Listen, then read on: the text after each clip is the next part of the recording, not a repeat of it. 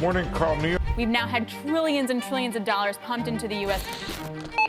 Food inflation was impossible to ignore in 2022. We're going to begin with the latest on the critical inflation report. Did you know that there's 3 big mistakes that can be holding you up for millions of dollars? Yep, you heard us right. There's some seriously amazing wealth-building opportunities in the world of real estate investing. But it's so easy to get caught up in the common pitfalls that stop investors dead in their tracks. That's why we're sharing the top 3 mistakes that real estate entrepreneurs, general partners, and capital raisers make and how to avoid them yourself. When you know the roadblocks to avoid, you can confidently scale your investment strategies and start growing your wealth that lasts generations to come. Let's get into it. Think about the most successful athletes in today's sport. Someone like Brady, James, Ronaldinho. These are literally the top athletes in their respective fields, right? Now imagine one of them deciding to put all their competitive juice and training and skills into another sport. Do you think they would excel as much as in other sports as they do in their chosen fields?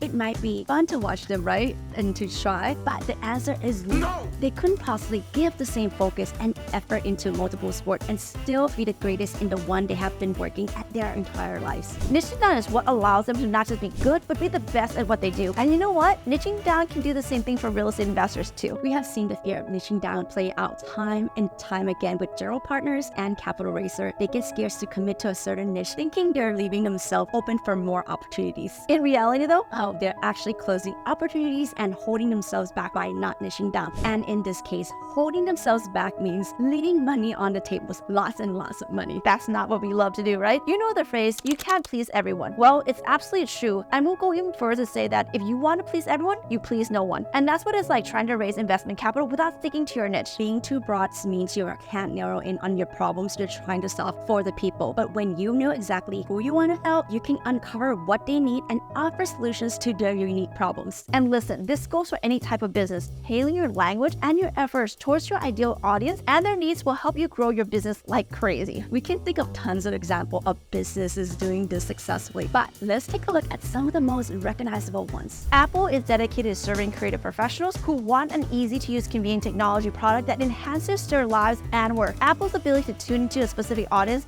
is what majorly separates them from other companies. Well, another name you might recognize is Tesla, the brand that concentrates on electric cars and renewable energy, which appeals to car enthusiasts who also care about the planet. And of course, we have to mention Amazon, which started out as an online bookstore but have since become a leader in e-commerce by creating simple, fast, convenient online shopping experience like no other. Not convinced that niching down is the way to go yet? Well, here are some of the main benefits. By focusing on a specific audience, pain points, and solution, you will attract dedicated, loyal audience, stand out from competitors, and establish a distinctive brand identity and reputation. All the good things, right? GPs who niche down will raise more money while securing loyal investors who keep coming back again and again. We've seen it, we've experienced it, and we'll never stop sharing it. Don't be afraid to niche down and go all in on your audience. Now for the next common mistake holding investors back from millions. To illustrate this one, let us take a look at someone who's managing their personal finance. We'll call this person Rosie. Alright, Rosie. So Rosie just got a brand new credit card and have been spending like crazy, but hasn't been keeping track of her expenses at all. And it's not hard to imagine the type of trouble she's going to run into in the story, right? Well, Rosie isn't tracking her purchases, saving receipt, or considering her budget while spending her money. So when the credit card statement comes, she's shocked at what she sees. To think, if she would have simply tracked her expenses, keep tabs on her finances, she could have made educated decisions about spending her money wisely. So what can we learn from Rosie's story here? Well, that failing to track your number can seriously hold you back from your goals. And yes, that definitely goes for real estate investing too. You see, in the world of real estate investing, the numbers we're talking about here are metrics used to track things like leads and leads conversion. Without understanding your metrics and how to interpret them, you won't be able to know what's working and what's not, right? And you can't adjust your strategy accordingly. It's like trying to go on a weight loss journey. A person may have goals of where they want to get to, but those won't do them any good if they don't know where they're starting from and how they're progressing without those weekly weigh-ins. Scaling your real estate business requires having clear, measurable targets to keep you moving in the right direction. Here's a few tips to help you get started on your KPIs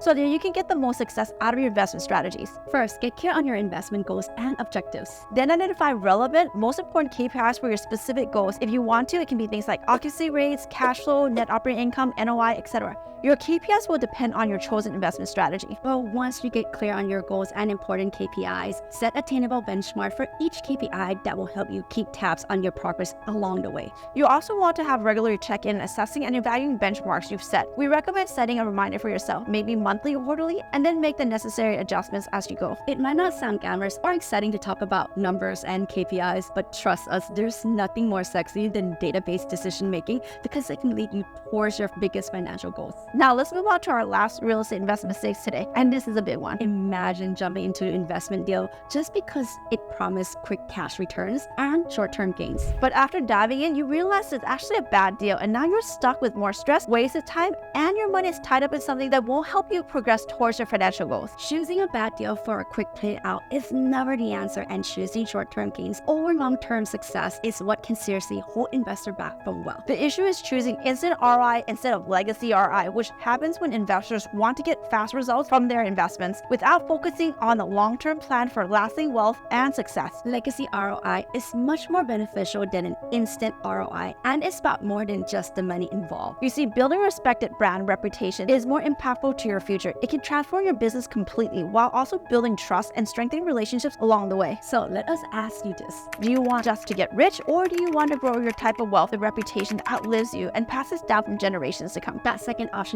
is possible, friends, and getting there start with small intentional actions that leads to long-term and life-changing results. Our framework to boost your legacy ROI and grow long-term wealth is multifamily apartment investing. Multifamily apartments offer a real estate investor low-risk, stable investment asset that meets the basic need of housing, which means it will stay in high demand for the foreseeable future. Now that you learned the 3 biggest mistakes real estate entrepreneurs, general partners, and capital raisers make sure to check out this episode.